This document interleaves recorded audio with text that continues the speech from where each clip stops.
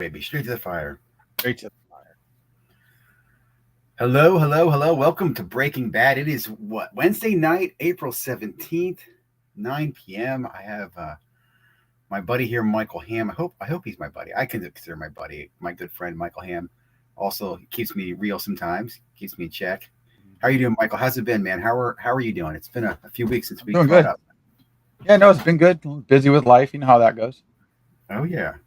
What's new and exciting for you in the Not hobby much in the world? hobby. I mean, I had a show this past weekend. I haven't put that video out yet for the Clearwater show.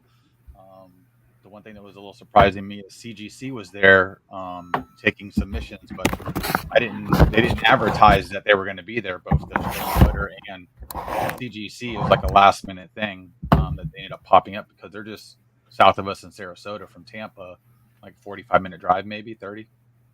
You know, But I did find out they will be at the next Tampa show next month. So not this month, but later next month at the Tampa show, they'll be there again taking submissions. So I ended up having to go home, pick up some video games I want to get it graded because I didn't want to ship them because they're kind of valuable. yeah. And I basically went back across the bridge, grabbed them, went straight back over there, got there about 30 minutes before the end of the show, and submitted those. So we'll see how that goes. Nice. Now, are you keeping those for PC, or we For sell for them? a while. Listen, at the end of the day, none of this stuff's PC. I don't want to die with it. Yeah. Unless it's something extremely non-valuable. At the end of the day, I won't end up with all of this, so it doesn't really matter. I would say, did you hear the interview I talked about with JSA Mhm. and on Sports Card Madness, where they're going to have slabbing cards, authenticated So I autograph? asked them. So I took a comic book with me there too. That's done by a famous artist for Marvel Masterpiece and early days. So one of one, he never ever did a comic book cover, a real sketch. For one was kind of him doing a test, and I have the box that it came in from his house, his company, and then I have the link because I bought it off Facebook, and I have also the photo match, screenshot of that, that I purchased it from him directly. And the guy was like, "Right now, we can't really do much for this. Otherwise, we can just grade the comic itself, but we can't authenticate the signature or anything, even though you have all the information." Until the JSA thing really kicks on, he's like, "We're just not doing it yet." So I said, "Okay, I'll just Yeah. hold off on that." It's going to be cool, though. I would say, listen to that interview. First of all, what I was shocked by, so I forget the guy's name, Jason Spencer, James Spencer. They Mm-hmm. created PSA DNA, Hmm. and they're the ones that trained Steve Grad, who's over at Beckett. And he even kind of talked about it's a small community. Like they respect Massively small, like you don't the grading card community from the guys that are still there, grading especially autos. all the way across. It doesn't matter all the way across. There was the same Yeah. group of people. People just specialized in other things, but those same guys that were next to them learned, so they Yeah. became specialists themselves. So it Well, goes a lot farther again, than you. what my comment would be, man, just don't sleep on CGC. I think they're going to do a lot of cool things. They're not going to like compete with PSA as far as I think resale value, but they're going to be slabbing the whole autograph and comics, autographs and cards. Like I think a good play for them is TTM cards. If you get it through the mail, I think I'd take that to CGC when they have the GSA part, so you can get it authenticated and slabbed. Also, like I'm a big fan of Funko Pops with autographs on them, right? So if I get an autograph Funko Pop, I'm going to look at those guys as an option as well. I So do I thought still that was wish they pretty kept cool. the old label for at least the comic style cards.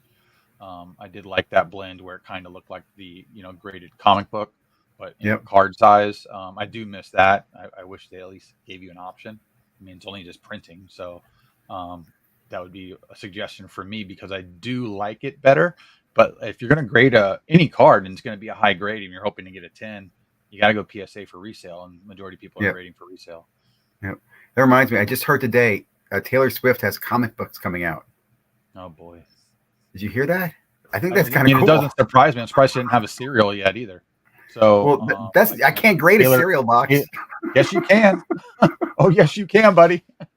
Really, I can grade it now. Yeah, they put it in a big old case and grade it. It's just like they do with the toys. I did not know that. I knew they had sealed them, but anyway, yeah, she's got. So if anybody watching, I just heard it tonight on the news. I think it's Friday. She's dropping some comics. I saw a bunch of different variations. I'm not gonna lie to you, dude. If I could get them, I'm not gonna go out of my way for it.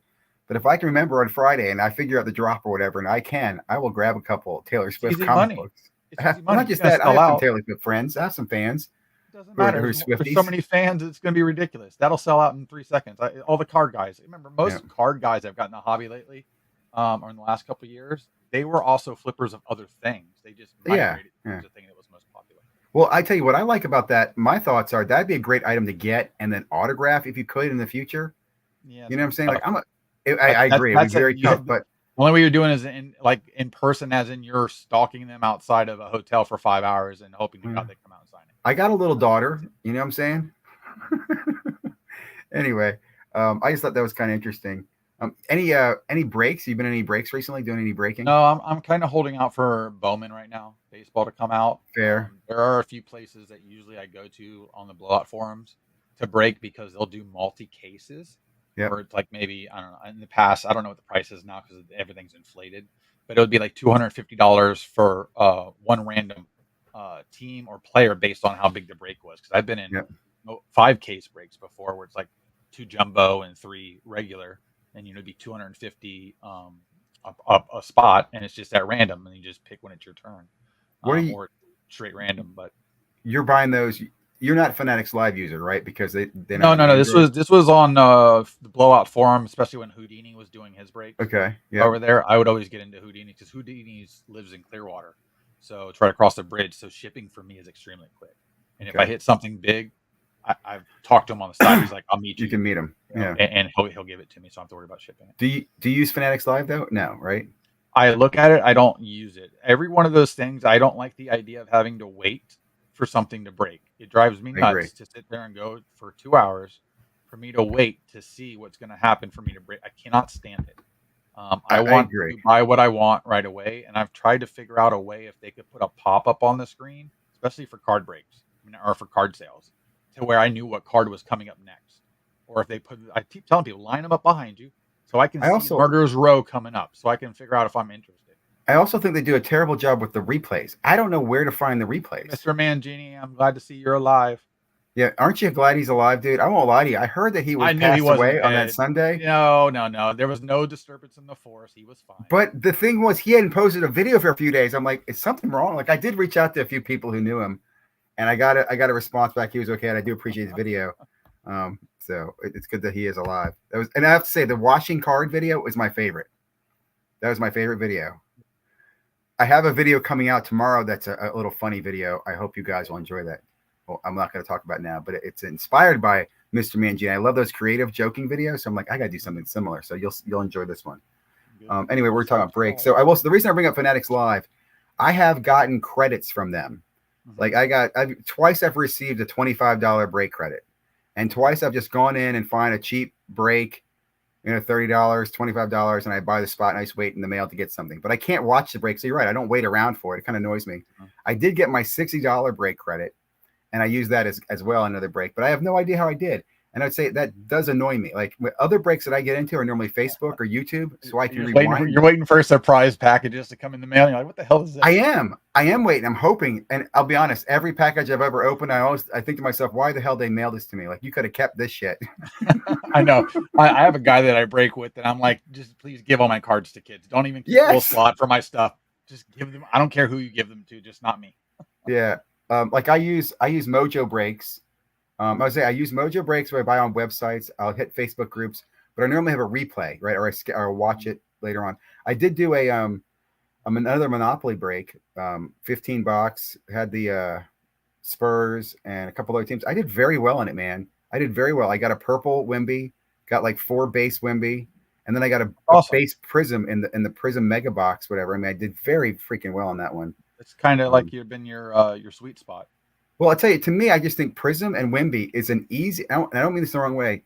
It's an easy break to get into because if you hit one of them, and you grade it, you're going to get some money back right now. You're making money on it. My biggest thing with the Prism Monopoly versus Prism regular is at what point does the Monopoly become appealing versus the regular? Like, what's that price point? What's that version of that card?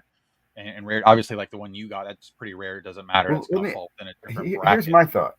If you fast forward, are you going to want a Prism Monopoly Wemby, or are you going to want a Court Kings or a Recon? Or I'm just going to go Prism if I'm looking for it. I agree, but people who can't afford Prism, I think the next level down will be the bastard child, Prism Monopoly, right? Maybe. Even I like the mean, time's Prism gonna tell. Choice. I mean, I understand what the process that you're thinking of, but Yep. I'm also a very aesthetically card pleasing Yep. person. So like Revolution and a couple of those cards that pop where you Well, can get some fun inserts of the rookie version that look better. I do like, but at the end of the day, if you're looking for straight cash sales, it's always going to be Prism. yeah, well, I agree with you. This. Let me point this out. The reason I'm doing so much Monopoly is dollar value. It's the best dollar value that I've seen. Because again, right now you're getting one Wemby per four boxes, right? And a Wemby graded is roughly $50 in a PSA 9 right now. I mean, that's almost like getting a rebate, like a MVP rebate. The My thing Prism is is with not as him easy. is I think he's, again, part of that new generation talent that we have in the league. I mean, what are you going to do to stop the guy? He basically takes 2 steps from the 3-point line and he's damn near dunking the ball. I mean, he can't Well, I'm touch anything. selling him. I'm selling him too. The only thing I'm going to hold, I think long term is great. My plan with Wemby is my profit will be to buy a Wemby autograph with one of the drops. Hopefully they do a couple of the drops. So I'll put that. And also I'll probably keep the red ice or the pink ice that I have. If that comes back a 9 or 10, I'll keep that for my PC. And that's the Prism. Word back on the gold? No, but I'm very happy with where it is. I really am. Okay. I really am. I mean, I feel like I'm kind of playing with house money. Worst case they do is send it back to me in its same condition and with a big middle finger. I actually think if I wait long enough, like I'm hoping it hangs out there, and then I start peppering them like in June about, hey, can I get some black boxes? No, to wait for the card. They can reprint that card, Ziggy. Really? They have printers. All these places have printers that they don't have to go to the big printer to print. Hold on. Do you really think they could remake and will remake that one card? Why can't they? Because I think it'd be too expensive. Because to make one, and if so, that's a card that big. A card that big, it's too expensive to put the thing on for 2 minutes to spend $3. I'll just say, dude, that concerns me. Because what stops some rogue fucking employees getting in there and making a couple other ones? I don't know. I'm just surprised. You know how it is in the hobby, and we've seen cards that are one of ones have more than one of one. So I understand. Obviously, nothing stops them. So don't worry about that. Enjoy what you enjoy, get what you get, and do what you do. Well, I will say I'm patient on it. I'm not sweating it. It's in Panini's hands. Yeah. I'm moving on. I'm not worried about it. And in fact, I'm still so happy with all my freaking. I'll tell you, here's another quick thing. When we try to transition to the PSA, I have 3 orders in PSA. The first one I sent in was 22 base Monopoly Prism Wembys, 22 of them. Okay. Then I sent in 47 mixed cards. You got like $1,000 of grading at PSA. 47 is already. I think it's like $600. 47 is already in grading, and the 22 Wembys is still in research and ID. And I'm thinking to myself, how hard is it to research and ID the same damn card 22 times? It's like not that. It's where it went. It's where it went when it went. It's where it went when it went somewhere. Is the best way to put it. I was just in chat earlier. I understand. It's just I'm not gonna. And he's like, his stuff's coming back from New Jersey. He sent it to California, so it went to California, then went to New Jersey to get graded, and then it's coming back from him from New Jersey to him. Well, I've also had. I don't know if you're using PSA or not. They won't let you. My predicted dates are still June. Like they're predicting the delivery date is June 6th and June 11th. And I would be shocked if it takes that long, honestly, because like I said, one's in grading, the other one's in research. Everything's popping quicker. Everything's popping quicker. Yeah, it won't. And then I have another order coming through my subber on Friday that will arrive. That's blind to me. I do not know these grades. I don't even know which cards are. It feels like subbers are getting stuff back a little bit quicker than the individual right now. But I mean, subbers I've known in the past do have specific graders that grade accounts. So if you have like KK down here, he has a massive account. He has a direct set of graders that work directly with his account as well as others, but they handle big accounts. So they have a back and forth for problems. So it's not a big issue. It's easier for them to deal with. They're dealing with, hundreds of thousands of dollars a year. I'll be honest. I'm not going to complain about PSA. I was upset. I think they did fairly. Here's what I'll say. It shocks me that a factory crease is 4 points off a fucking card grade. Like that really shocks me. It's probably per millimeter. I mean, because I'll be honest, like my thoughts are like, what happens? It's a ding corner equal to 4 points. I mean, that's a huge ding. Again, this is where we don't know how grading companies grade, and they all think that whatever they're doing is more special than the next one. When they're all doing the same thing. And again, my biggest gripe about grading, and this is why I want the whole digital grading, is because we need some type of uniformity to it. So we know, okay, 4 sharp corners. Okay, if one's got a little white on it. What does that ding cost? What if 2? And if it's on the back, what's the number on that? Is it as big as the front? That's the type of stuff we don't know. There's no scale that Yep. we know, or at least I know of. Maybe somebody else would know of. Yep. That Well, again, shows us how a card breaks down per point. Yep. To know how what it would grade. I don't know that. I think it should also be, like I said, an industry standard thing. Like somebody should agree upon. I'm staying up on my Magic. Well, again, I do think, again, it's very subjective. That's the thing, is that any one company, like PSA, can have standards, but their standards can change, and the people they train are the people they train. We already know all their standards. They went to, say, change. A university's grading company, and then they come over with a grading degree from the University of Virginia, and then I just think that could be a lot more legit. In fact, I'll be honest, that's my whole thing with cards, the Kurtz Card Care, which I'll say that. You watched the video there with Jeremy Lee, right? Twice. You were live that night. Watched it twice. I want to do a video on it that's probably going to piss some people off, but I don't. Well, I'll be honest. I thought Kurt did a very good job. He did fine. Even his answers, which were kind of creative, I thought he did a very good job position. What I thought was interesting is that he had this line of like, "I think trimming is wrong." I was like, "That's interesting. That's so funny," Well, I'm sure the other guy would again that I think removing a crease is wrong. So it's interesting his perspective. And let me say this too. I think Jeremy Lee did his best work that night. I really did. Jeremy's been doing this long. He understands it. He did the right thing by ignoring chat too and not getting caught up in everything that we were doing, because the chat was its own thing at that point. Yeah, I didn't see chat because I was recorded. I was watching recorded. I didn't see chat. Okay. Well, if you go back and rewatch it, chat's live when you rewatch it, so you can do it. I didn't realize that. I guess because I'm listening to my car, so I wasn't paying attention to chat at the time. But one of the things that was interesting is like I said, I watched the video again twice. So the first time you're living in the action, the second time you're really paying attention or listening to it. And one of the things he had said, I guess he had just done an interview with Beckett, which I find like got blown completely over. Like, okay, where's that at? Can I go watch that? Who did the Beckett interview? Jeremy? No, with Kirk. Beckett did an interview with Kirk. I totally missed that too. Yeah, I missed that too. Yeah, I might even have the timestamp on it. I wrote a whole bunch of. I have 2 pages of notes on this. There, I wrote some timestamps because I thought he was specifically asked, and he said no grading companies ever reach out to me to talk about this. No, he had said I just done a video or a interview with Beckett. So unless I misheard and it's not Beckett and it's Breckett, I don't know.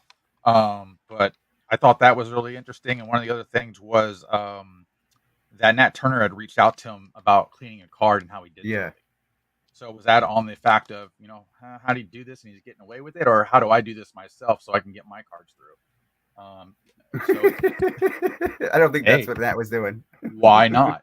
Wouldn't it be funny if Nat was sending it to Kurt's card? In fact, I thought about this. Like if Kurt's were to become like a banned thing, it's almost like having a blacklist, like an escort list. And if you found it his customer list. They can't ban it. They can't ban it.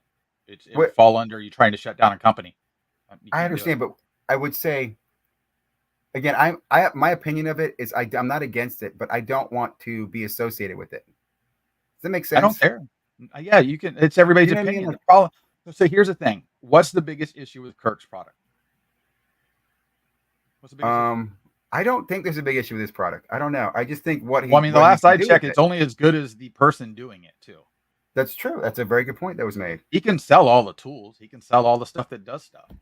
But do you know how to do it? Do I know how to do it? Does somebody willing to take a chance? We all keep thinking that people are turning, like he was saying, a 4 into a 10. Mm-hmm. When, like the vintage cards, yeah, he can take a 1 and get it to a 3.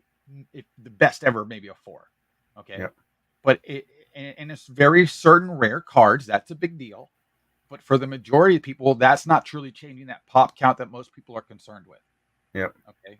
Now, when you're talking about a modern card, which is built completely different, has a top layer that's basically a piece of plastic or a piece of surface that's like a car, and yes, you can wax it. You can fill stuff in. Do we know long term what's going to do it? No, but we also don't know what long term means. He's been testing this stuff, he said, for over 10 years.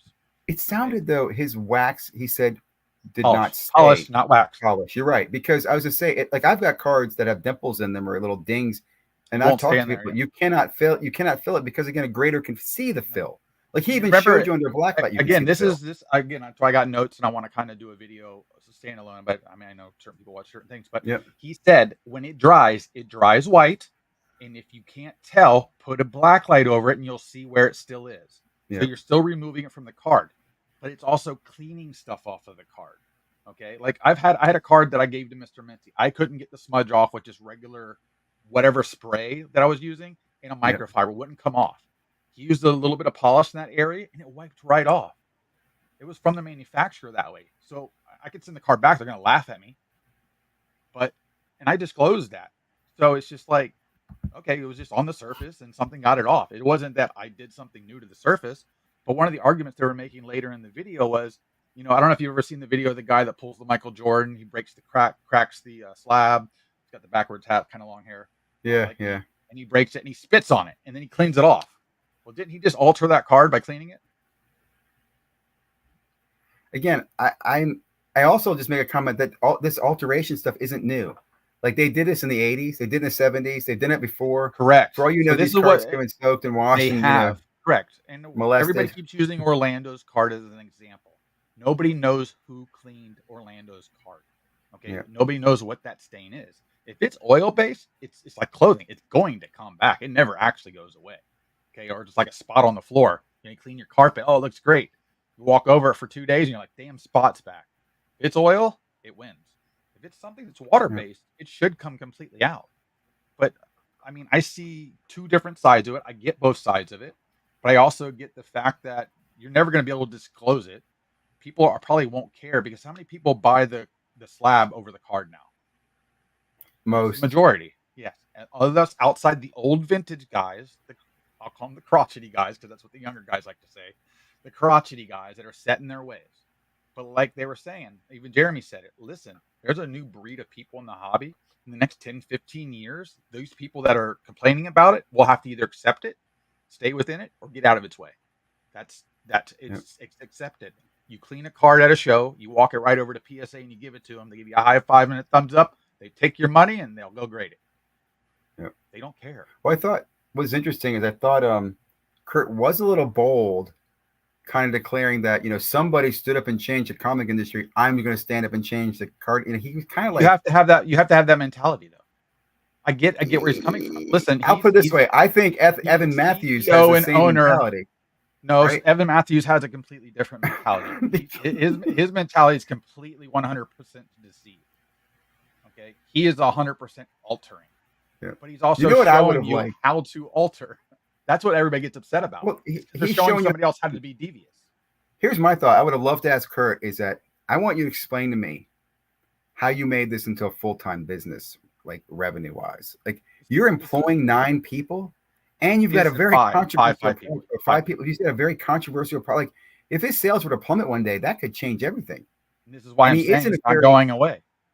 And he's also like even commented he's in a very things are good right now, but they could change a lot in the future. Like competition could easily come in. In fact, so right now, and that's why I said, and I don't remember if it was a comment there or somewhere else. Don't be surprised if a grading company comes out with their own cleaning toolkit. They should, and they should. They better do it quick because whoever wins that race is going to win. I mean, collectors should buy Kurt.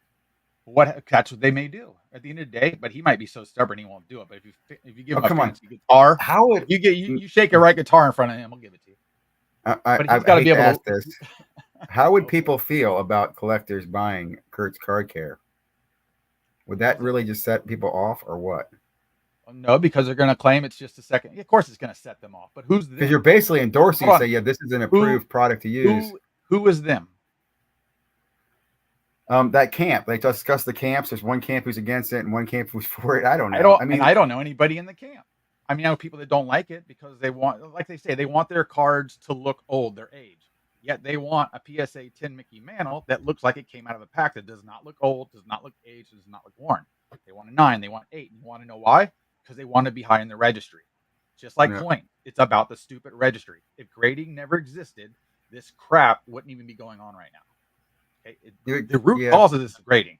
Grading and value and how much this has exploded. Otherwise, we wouldn't care so much. I will say it's a fun time, though. As much as I call grading magic and wizards and grading's crazy, it's a fun time. Like I'll even say the whole acquisition last week. Oh, here's another thing. When I'm on my eBay or my PSA app, it gives me the option right now to send to ship home, send to vault, or send to golden. Like I already have the option to send a vault, and I guess vault would be then I can go to eBay, right? That's the eBay vault to sell on eBay. Correct. Yeah. That's Mhm. freaking But then, awesome, guys. but again, that's great for a resale thing. But the people that are complaining about all this are the hobby collectors, which this hobby isn't so much a hobby anymore. And if it is, you're not caring about buying a graded card. That's just Well, again, it. I look at this. This fuels your ability to be in the hobby, right? You can make so much money. Like I'm not a base card collector. I'm a base card flipper. Like I like to But flip the silvers so I can get a numbered card, and I think yeah, that's the but great thing about it. It makes it easier. It makes it a machine. yeah, but we're getting. I mean, we have a slab issue a little bit, but it's to the point we also have slab ignorance as well, because now a raw card isn't valuable because it's raw, or why isn't it graded? Anytime you go to a show, you look down, you're like, you see graded, then raw, and you're like, that's a banger. This past week, a refractor Michael Jordan from was that nine? What's the first year for refractor for top 92, whatever it is. 95. I have no It's idea. like 95, I think, or something Not a like that. But 90s again, guy. they had a $900 sticker on it, not graded.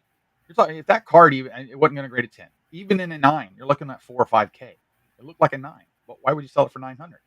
In a case of people that have all these $100,000 graded cards, that doesn't make sense. That means tells me something else is going on there, I agree. or it's I trash. would say though, So I mean, so again, I do know there are people who will take a chance on that, who will look it over, eyeball it, negotiate it down to I don't know $700, and then they'll sub it twice, right? And yeah. they'll one time get the PSA card they But want to see, when get. I see a card like that in a case with somebody that I consider a that knows exactly what they're doing, Yeah. I feel like that's more of a trimmed card.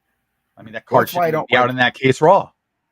That's why I don't like selling raw cards. I sell everything I can graded and raw. I normally will send to ComC right now. I used to send a couple raw to DC87, and even that I don't like to do. Yeah, So it's just it's sketchy. Now that, and you got to understand, some of these big consigners that people send raw to, they look the card over first, so they know whether or not they need to win a bid on eBay because the card's going to grade higher. They can bid on their own stuff, and you never know it because we know yeah, it I happens. agree. Oh, I know because I mean, I look at it, I see it pop up. I know I could. I'm not going to do it. I think again, it's so funny. I was thinking about that today too. Like they give you the link of all your bids, your items for sale. You could actually share that. I don't even like to do that. You know what I'm saying? I don't even want to promote that I have these items on DC87. I'm just kind of quiet. I don't tell anybody about them until after they sell. I know you could promote it. There's nothing wrong with that. You can say to your buddies, "Here are all my cards for sale. Bid on my stuff." That's what people do when they're running whatnot channels. It's interesting about that. I mean, I don't know. I mean, it's funny. I prefer. I was talking to somebody. My ideal sales is to sell wholesale to a dealer. I have several dealers that I work with locally that I'll just sell to them what I have. So what do we got here? So many good stuff. I I think, think yeah, I Kurt's think Kirk's card to cares is the same way. I think counterfeit money, if done well, it looks like real money, but it still ain't worth shit. Well, listen, fake money, at least I can take a pen usually on it and write across it. And if it ain't yellow and it turns black, I know it's fake. I can't do that with Kirk's card care. Plus, who's gonna take a pen to the card? So, but yeah, I get what you're saying. I Again, could see it's one this. of those things. I'm tempted to just buy the product right now because I want to take the product and I want to clean half of a card, and then I want to use different lights and different things that you would use to identify things elsewhere to see if I can pick anything up. Yep, That's the I biggest agree. complaint is how can you tell it's done? And you may not be, because if you do remove all of it, and all it does is create a smoother surface because it removed any residue, I think probably it's taking away even what it's taking away. I don't know what the limitation is anymore. I also think it's interesting. There's some creative things that I'd just like to test as well. Like I'd like to take just an old garbage card and soak it to see how it does that crease reversing. I think that's I'm amazing I, to me. I'm I going really to do. I'm gonna soak a Johnny Unitas card that I have up here somewhere that I bought the other day for like $2. And I can see how So people do this as a it's hobby. my Then, card. like I'm never gonna sell it. I'm just curious to see how it works. it's kind of like people detailed, certain items like little trains or put together models. I could see how you could go pick up a couple old, vintage cards for whatever they cost. I'm not a vintage guy, and then clean them up with your Kurt's card care kit, and then try it. I don't know. I mean, why My not? thing is who set all these rules, these unwritten rules in the hobby? Because we don't even know what the rule is on grading. But somebody set all these other rules in place, and the only person I can think of would be Dr. Beckett, because Beckett Magazine was making the rules. I mean, what's the big argument right now? XRC or the Jordan Star card being the rookie versus the Fleer. Well, If it's you really narrow it down, it's the Star card. It really He is. was he had a really good chat with I can't want to say Brian Gray. Is it Brian Gray? What's this guy's name? Brian Leaf? Brian Gray? I keep mixing it up. Brian But they Gray, had a really good chat. I listened to it. And I really here's a takeaway I have is that what it really comes down to is scarcity, right? If you have something from like the pre-war, there's a lot of scarcity into it. So people, I don't want to say they're more accepting, but they want that card, right? So if it's altered, they're okay with it being altered because they have this piece of history. If you were to Correct. fast forward in the future, people might feel the same way about stuff from this era. They might want scarcity. However, I think there's just so much stuff being made that the only way to create scarcity is with a number, right? Like Well, most guys that that's where the collect whole that old stuff don't collect new stuff very much. no, I They may go agree. after a player here and there, but they're not looking at trying to break product unless it's just for funsies for a minute. They're not. They're still looking like John Mangini. He still looks for old, rare, different things. Well, that's why You know, the modern hobby is a casino, and the yeah. classic hobby is a collector's paradise. They're No, it two was a different bunch of worlds. but it was a bunch of tricksters too. Because back then they knew how to trim cards. It was easier to do because it was easier to get away with because nobody was measuring a card back then. There was no grading company to tell somebody that was authentic. Remember, that didn't come about until the 90s, late 90s. And the reason we have grading is because people basically were trying to cheat each other. They were Well, trimming the card, tell you the corner no, sharp. so when grading was created, they were trying to create a new level of rarity, is what they were attempting to do. Okay, they created an entire new division of the hobby. A branch came off of the hobby when grading was created. Because remember, grading was not accepted. People laughed. They're like, "Why would I give you my card and put it in a stupid case? Like, who are you to tell me how good my card is?" And very Yeah. few people were looking for the best copy. They were just looking for one they were the most happy with. So I'll tell you, my first entrance to grading was I got back in the hobby like 2015, 16. I used to buy raw cards, and then I got introduced to this Facebook group called Slab Hut. Mm-hmm. And a card that was, I don't know, base card would go for 3 or 4x because it was graded at the time a 9.5.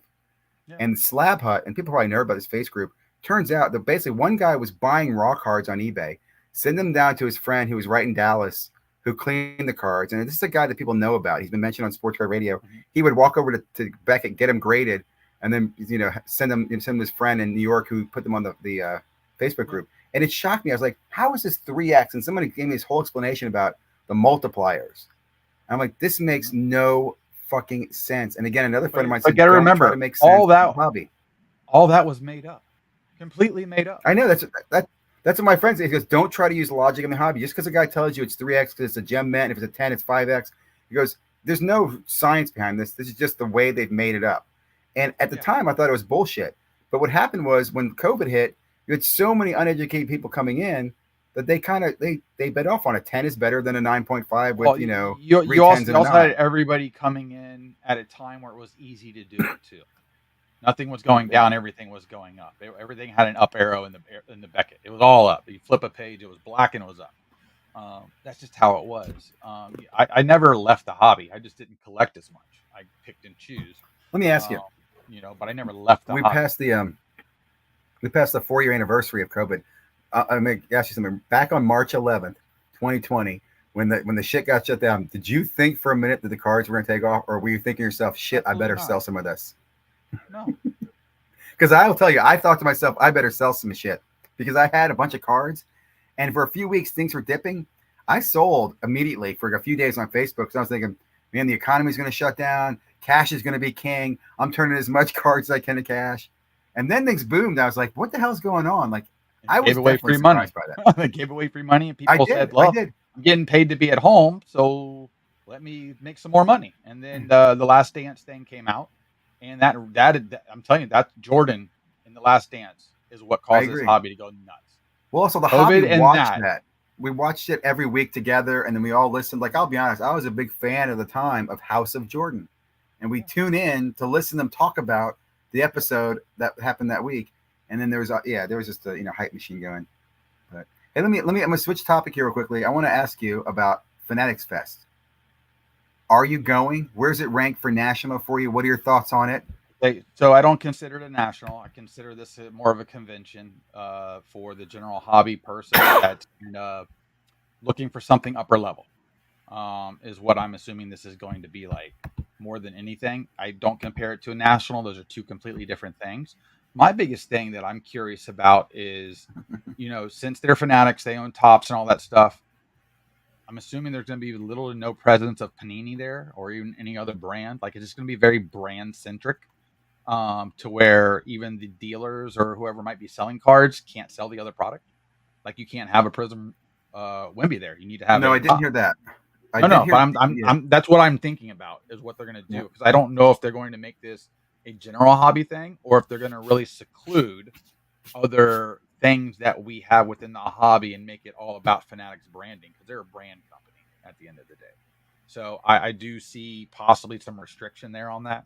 I don't know if they can actually get away with trying to do that because there's just too much influence with Panini, especially with football, and football right now being by far the number one selling thing in a show, then followed by basketball right now. So I just don't think they have enough with just Tops and baseball right now to really push anything. And unless they're coming out with some new product that they're going to release either at the national or discuss at the national and then drop there, which would be the smartest thing that they could do.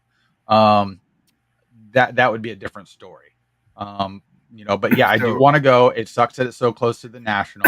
Yeah. It's kind of expensive to go to New York and stay in New York for a few days. It's just, I really wish it was almost like a month later than what it is, versus when it's going to be. But again, things line up specific ways when you're getting venues and things like that. So it is what it is. I do want to go. I don't know if I'll end up getting to go. I did think about buying a VIP pass just to have one, just in case they're selling for double later. And I can't go, and then I could just sell it. So we don't know what they're giving away. Yeah. We don't Are know they what type of exchangeable? interaction there is. I don't know. Did you check? Yeah, I don't know either. I have no idea. I thought the same thing. I thought to myself, I want to get a VIP pass just in case. I definitely want to go. I definitely am going to plan to go. I don't see any way I could do 3 days, right? So then I'm thinking to myself, do I want the VIP pass and use it? Could I transfer it in 1 or 2 days? But I'll tell you, man, to me, it's a higher priority than anything in the hobby as far as events this year. I think trying to figure out how they would keep it. I don't know how they would keep the tempo so high for 3 days, because I know darn well the Friday going in is going to be just off the chain. There'll probably be Steve Aoki when you walk in, jamming out, and Tom Brady throwing footballs across the arena to Peyton Manning. I don't freaking know. It might be like a circus of just amazement. Like this is like fantasy land for me. I have no idea what's going on right now, but I like it. But can they sustain that for 3 days? No way in hell. To me, what gets my attention is in the VIP pass, the comment it says, skip the line on product drop, ding, ding, ding, ding, ding, ding, dude. So in my mind, I'm thinking there's probably really good exclusive to the conference only product drops. Well, maybe I would assume that you have a VIP, you get a VIP. Well, they might be a VIP bag where you just get a set of cards that you're guaranteed stuff. Yeah. So I'll put it this way. I don't see that. I think I'll also say this too. From my experience going to the national, I hustle at the national. I go follow all the free games and get the packs and everything. I'm all about just all the freebies, enjoying it. I have paid for my way to the national every time I've gone based on the free stuff that's there. I think that going to this VIP event, I think you can easily cover your $400, $500 on the VIP stuff. What I'm worried about is New York City, like you said, hotel nights, food. The cheapest, best area that I've seen that's available right now is you're looking at like $250 to $285 a night. Yeah, I know. That's what concerns me. So I would tell you, I'm in DC. I could easily, and I've done this before. I used to go up to New York City all the time for a day. I'd go, I take the early train at 5 a.m. I'd sleep on the train. I spend the day up there. I take the train back at night. So I can easily do that for a Saturday. But I think I would probably end up doing a hotel and staying. But to me, I'll say this too. I'm excited that Fanatics is doing this. I don't care. Like everybody's talking about the Northeast National or whatever that's going on at the same time. I honestly don't think Fanatics even knows about that. Like I don't think Fanatics pay. Like I don't think the people I've heard about it before, but like I don't know anybody going out of their way over the regular national for that. I think they're oblivious to it. Like they're really just running their machine, and they probably found out that hey, the Javits Center is available this weekend. Their schedules worked. One guy doesn't have to go to a wedding. Say, hey, let's make it this weekend, and they didn't go. Oh, it's the same time as other dealer conference. And I also have people talking about how they're going to compete with the national. I want to remind everybody, the national has always been dealers. It's just it's a dealers congress. Yeah, it's different. It's a completely different show. Yeah. It used to not have any sponsorship at all. Like the biggest sponsor was the Breakers Pavilion in 2016 when I went. There weren't these big corporate sponsors. I think Panini was a sponsor and Topps had a booth, but there weren't these major sponsors. So to me, I'm thinking like national. I'm gonna not go as much to the national, probably 1 or 2 days now. And although I was going to go pretty hard on Topps Chrome at the national, I now have to hold back for those product drops, I think you could see. I think you could see basketball and football product drops. You know what I'm saying? I mean, I keep waiting for something. They I own know, people that they can't use, and but even if they just make a product up, and this is where I get mad at a lot of things because I have that creative juice where creating cards and doing fun things. And you have AI now, and you're using art, and nobody's challenged the stupid licensing freaking rule for forever. Which I think Panini may end up doing that at some point in order to just try and put their foot in the ground and be like, you know what, you're big, but you're not going to knock us down. Otherwise, they might as well just implode and just sell the crap to Fanatics because they're just growing. At this point, they're absorbing things as they go. So, well, it's really crappy. Like I said, it's really like the. I'm disappointed in the number of autographs that are available in football. yep. Mm-hmm. I'm disappointed in the Wemby autographs, and let's be honest, there's no Scoot, there's no some of the Miller. products are broken. The products are broken right now. And here's what I'm also expecting. Like, do you think they're going to like come out next year? Like, they're going to milk this? And like, I guess here's my question: at what point are Victor Wembanyama's autographs no longer rookie autographs? Is it as soon as next season starts in October? Well, why? Well, National Treasure. Well, the National Treasure card won't come out until next year. 3 months from now. So, by that time, Fanatics might have them sign them. I don't know. I have no idea. I don't. When are the licenses up? I know. Do we have a license coming up in 2025? We have a license coming up in. I think they still have basketball for another full year on both products, or basketball and football for another full year. That's what I'm saying. We need to figure out where that line is. Yep. That they can start just dropping product. Like, is there a single day that you can say, okay, it's up. You this on this day you can begin. So at that point, they can release the product on that day. They can do all the advertising they want for 5 months. And then that day, it just turns into a flaming shit show. But that's probably what they'll end up doing. I honestly would love to. I don't know. I just find it obnoxious. Like, they could both make money. I don't know. It just pisses me off. I want to answer a little bit of this question. Someone's asking about Topps Chrome Black. I saw that it's out. Is that this year's class or last year's class? I don't know. No idea. I mean, I know I was Topps is confused dropping by that. 2024 product, but I don't know if there's still 2023 overlapping. Well, I thought it was supposed to be last year's class, and I'll say this: I just was listening a little bit to Jeff was opening it at Sports Card Investor, which I have to be honest, it really is annoying to listen to him break product now. He is a terrible salesperson when he's trying to talk about how great the product is, the great value this is. Doesn't turn what he thinks is on off. It's okay. It's okay. But as he's opening he's just not that guy, but he's trying to continually be the face of the company like he should. But he doesn't have the other two guys are not face people at all. Like, they're 10,000 times worse than him. So he doesn't have that guy. I mean, Teapot has a good character and stuff like that, but he's still very deliverable straight away, not as a loose, selling something on QVC type deal. He doesn't have that guy yet. He needs that likable guy that can just roll with it, understand something, and move with it, and just say some quick stuff and move.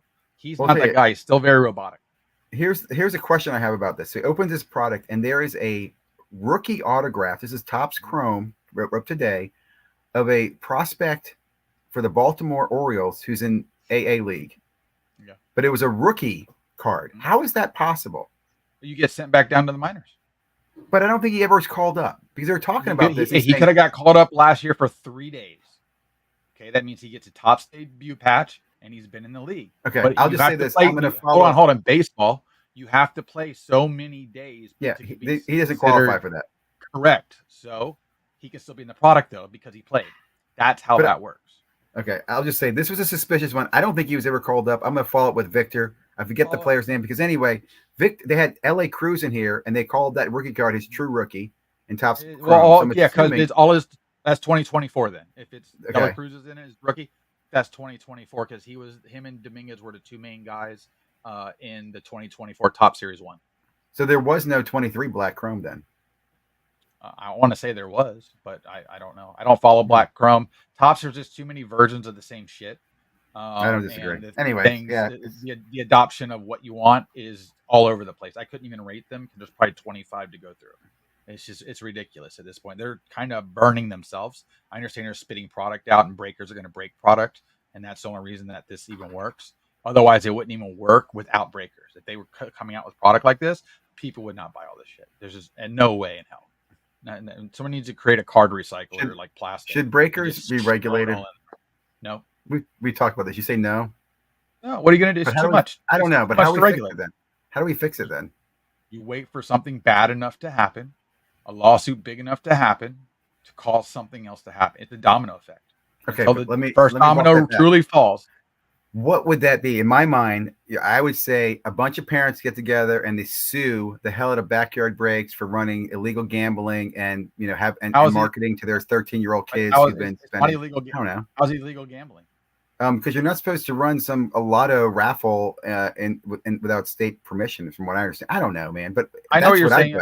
So yes, I'd go after gambling and targeting kids. Let's see if some lawsuit comes out. Here's a little fun thing when you're running a raffle. If it's called a chance drawing and not a raffle, you can get away with it. Well, I put it this way: you're not supposed to do it on Facebook. People get in trouble for doing. That's why they hide it. But I mean, I know it happens, right? And they will shut them down. I'm just telling you, there's a workaround on it. I'm telling you right now, there's already a work. I work nonprofit, and you're not allowed to do that as nonprofit, and you just change the verbiage, and then it's okay. Okay, so anyway, so what would it take then? Is it a wife who's mad because her husband spent $60,000 on a breaker and she sues? No, because that's her husband's fault for being an idiot. What if it's her son who stole her credit cards and bought $60,000 in breaks? Somebody stole something and did something. That's not their fault. You want to point the finger at them for doing something? No, it doesn't. It's not going to change. No. The only thing that's going to change is the way that Fanatics and stuff drops product, who they give it to, and who they allow to open it. That's going to be the biggest change. Okay, because their Fanatics Live was built to be a whatnot killer. Okay, they bring in these other hobbyists to break. I got an idea. You're controlling a market. Okay. So I got an idea for like if you can't beat them, you join them, right? If you can't change the breaking, you just jump into it, right? Make your own. You really want to? I mean, you have to. What do you think about an OnlyFans breaking channel? Hot girls opening hot boxes. Would that not work? It would be better if it was hot repacks. I don't care, but hot box sounds better than hot repack. No one wants a repack. We've already seen if you get a mildly decent looking girl breaking a product, people will flock to it. Okay, because the men have a certain direction. All right, and just like I don't know if you've ever seen the Instagram and the guy that chops wood, things like Bradley Thor or something. Girls go nuts at him. If he's breaking product, those girls are going to go look at that damn product. No, I agree. Sex sells. There's a channel I've been watching. Dark Horse. Just image sells. Remember that's something that mentally leads to sex. Outside, so here's my thought. Selling an image. That's what I'm saying. If I made an OnlyFans page where you came in and you got to meet really classy women, you ain't meeting. And you got to get product at cost, but you had to pay a membership. Is that a good way to go, or would you charge more for the product? And I don't think you'd ever be able to get to that point from the manufacturers. How are they going to stop you? You would have to. Well, you're not going to buy it cheap enough.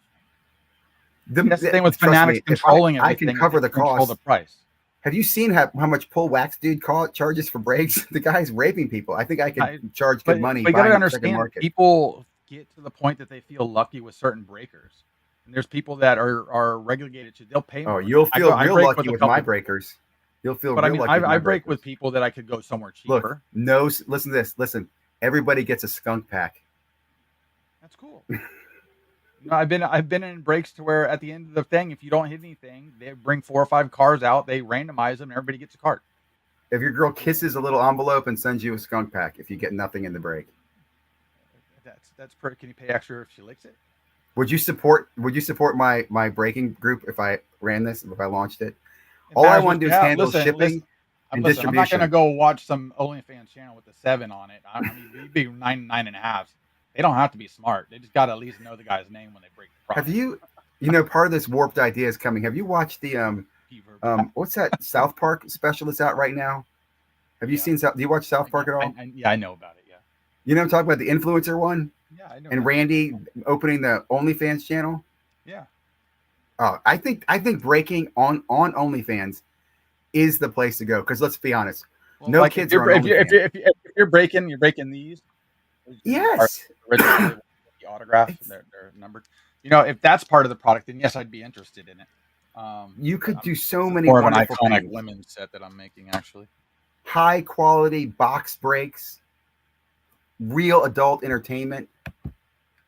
I mean, I don't know if you've ever seen the guy that sells the autographed Kiss cards only on eBay, for instance, and he has some type of pull with all these uh, semi-famous to famous models, wrestlers that are all females, and he Yeah. does Kiss autograph cards that he does directly with them. Even has videos of them doing it, so it's extremely legit.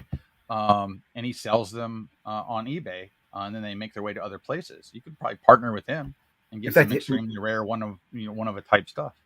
here's my thought on this. I'm going to set this up as a franchise because I want the girl to be empowered. I want her to have the business, and all I'm going to do is sell her the product, right? So I have a break schedule. Hey, this week you're going to get a box of tops. You're going to get a box of this. Here's your checklist. Here's the product description. The thing is, they sell the product. I pick it there up. are I ship it out women to that them. like this hobby that are attractive. You just gotta. But what I want, but what we're talking about the next level here on OnlyFans. I don't want to be rude, but we're going to step it up a level. Yeah, good luck to you.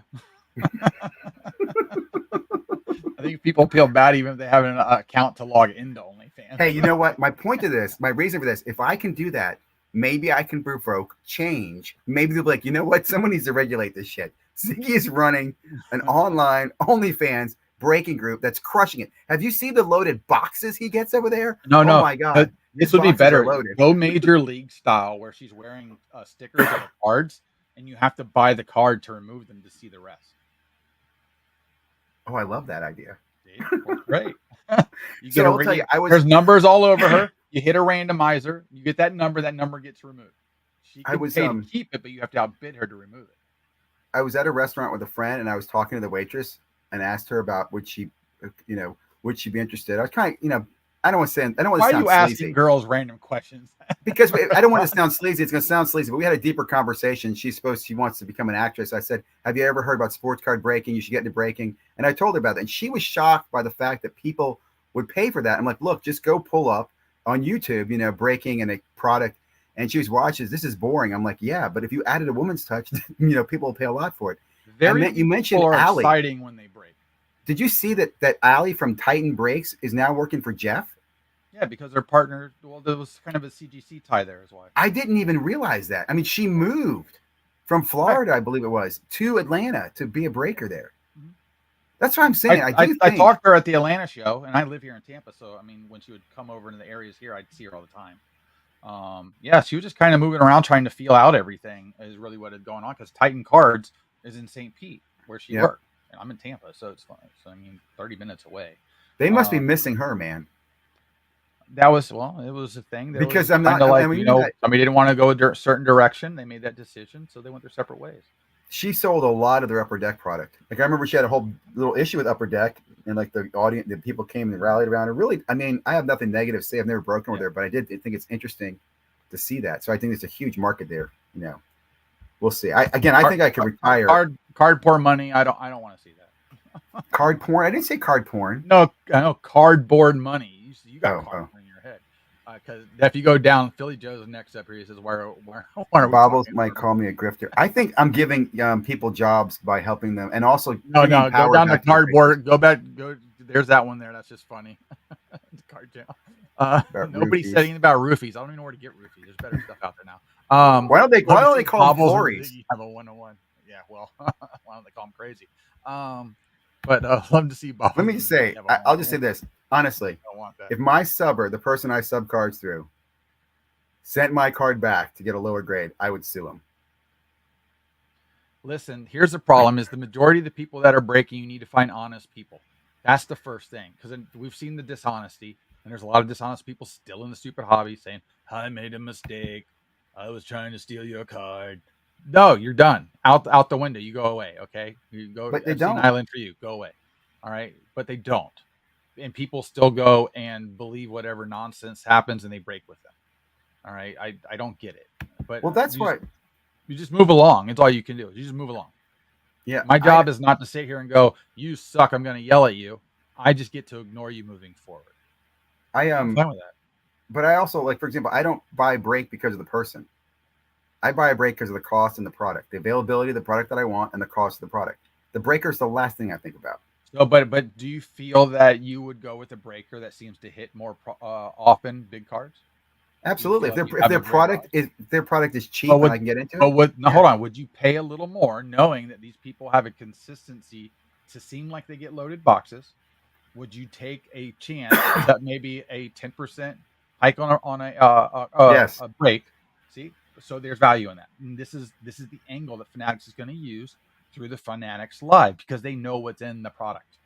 If they serial number, they know what's in it. There's cards that we still haven't seen that have Let me pretty ask you this. big bounties on that we have no idea where they are. What do you think about a breaker hitting a big chase card in their own breaks? They shouldn't be allowed to be in their own break. Well, the Filth dude guy, Filth Bomb, one of the guys in his thing hit the one of those chase cards from the baseball where the guy was offering tickets for whoever pulls a card, and then everybody's rallying around him to get him in touch with the baseball guy. I'm thinking to myself, this so is here's a the problem. thing I do know. So sometimes I've seen breakers run breaks that didn't fill. Okay. Yep. And they just accept pay. They'll pay for the rest of the team themselves. I know. Because they got to get a break going. I understand it. I get that. And then they end up hitting something big. What are they supposed to do? I understand, but my problem with it, I'll go back to is it doesn't look good when they hit a big chase card. I understand that doesn't, but it's going to happen. I understand it happens. That's also why repacks take place, because when those breakers hit those cards that they don't want, they put them in repacks. Breakers are the ones that, in my opinion, made repacks popular, right? Repacks have always been around, but it's the breakers who are just getting rid of inventory. But because people are abusing the repack thing too. If you do a repack properly, at the end of the day, you're trying to hit big. Yeah, there is. There's a big, thing. Yeah, yes, there is, Ziggy. There's a way to do something to make profit for the work and time and all the money you put into it to make a stupid 10% back on a break that you went and spent, and you bought a $5,000 card to be your header, and you got a list of all the other cards, and if the break sells out, that's what it is. Sell the break out, then rip all the product. That's it. Boom. There's no way you can screw that up. That card's coming out. There's no hold. There's no bullshit. There's no flip around duty. No. Well, then I would also say you need to verify that all the cards in the product are not stolen or fake. You're never going to be able to do that because people have stuff in their collection that are both. I know, and that's why I love repacks, because it's a great way to move stolen cards. But PSA and these companies that have these the grading systems and stuff with all the serial numbers, it's just some of that stuff's not available to us yet because there's not like a way to go to PSA and go, hey, this card's stolen. If anybody scans it, ping them. Because at that point, this way, again, if this was a legitimate industry, like the diamond industry or the coin industry, diamond industry is not a legitimate industry. Well, on the point, they have serial numbers. That's the fakest industry in the damn country. They have serial numbers on the diamond. I mean, here you have serial numbers on cards. Stop. And don't use diamonds. Diamonds the worst thing. I don't know diamonds. I won't use diamonds. But I just put it this way: no one cares about stolen cards in the hobby. Like when a guy, remember the guy? There's a guy recently who lost his bag. I care about stolen cards in the hobby because I don't want one stolen from me. I agree, but I don't see any justice taking place, right? We see a lot of stolen cards out there. Nothing's being resolved. The majority of cards that are stolen are just picked up off of a table, and guy keeps. I even heard about how now there's some place where if it gets lost in the mail, they sell the card in an auction, and that becomes the person's property. What the fuck? So let's say, okay, here, think about this. The mail's going through, something gets caught in somewhere, bust open, falls out. Yep. Somewhere in the conveyor belt thing. They find it at the end of the night. They don't know where it came from because there's probably about 30, 40, 60 other packages that had that problem. They're not going to reach out to each individual to try and figure it out. They wait for you to make a claim.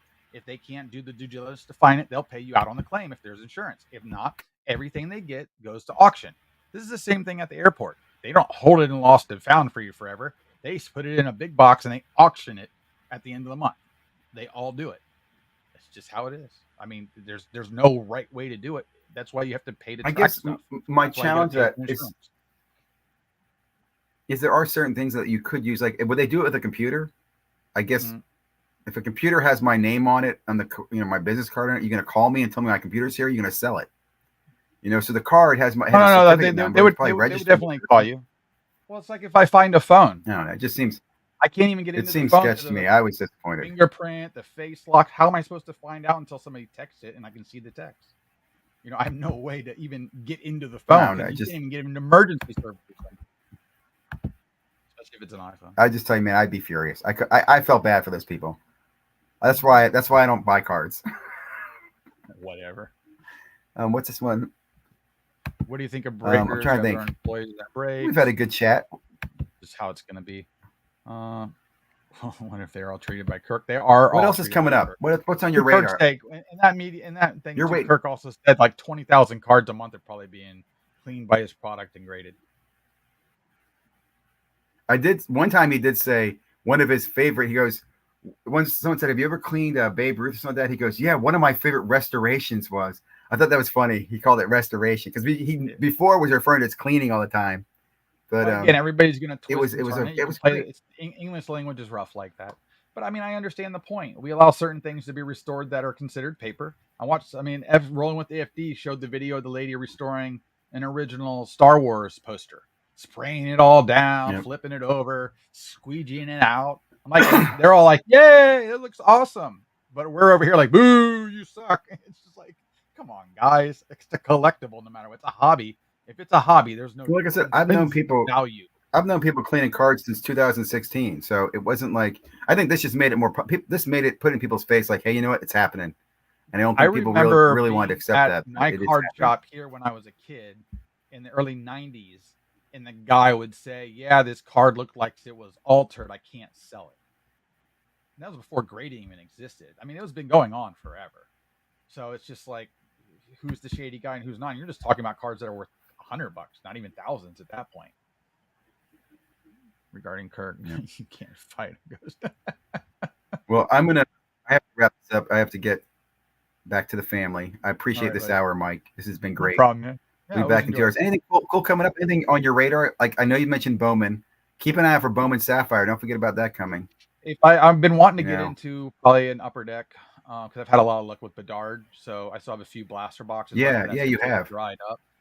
I'd like to get into a hobby break of it of some sort just to see if that luck still. If I'm just a Bedard magnet, and are you? happens to be my guy. Did you grade yours yet? No, I don't think any of mine send are yours off for gradable past. No, because the only one's going to grade a 9, the other two are going to grade an 8. I already know what they're going to grade. So what are you going to do? Sell them raw or keep them? Right now, I'm just kind of waiting for everything to level out a little bit.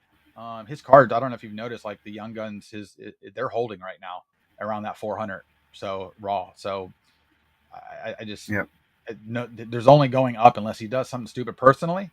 It's just I don't see a down. It's like Wemby, unless he does something stupid. There's no down. You know, it's just they are who they are. And they're only going to get better. Mine is currently on eBay for DC87, and I'm going to use that money to buy my VIP pass to the Fanatics. That's my plan. Yeah, but how you doing I'm the excited, hotel man. stuff and everything? That's the problem. Total like cost. I said, I don't know. I will tell you, I have family in New York City that I could probably use if I needed to. Like I have family in the Bronx. It's kind of far from where the Javits Center is. I have some family in Midtown. And I also am really, it really comes down to how many days I'm going to be there. I could see just doing a 1-day train trip up and back. I also have to decide if I'm going to take a kid with me or not. But if you go one day, I think you would be so upset to miss the following 2 days because I think they're going to do stuff to deliberately hold people there. Like they're going to keep giving out stuff. I want to be there Friday, Saturday, I think. Yeah, but you know how to do Sunday, like I said, man. Well, don't miss Sunday. If he does it right, that's what he's going to do. I'm surprised more people aren't excited about it. Like how many people I think it's because we don't. I'm thinking it's the first one.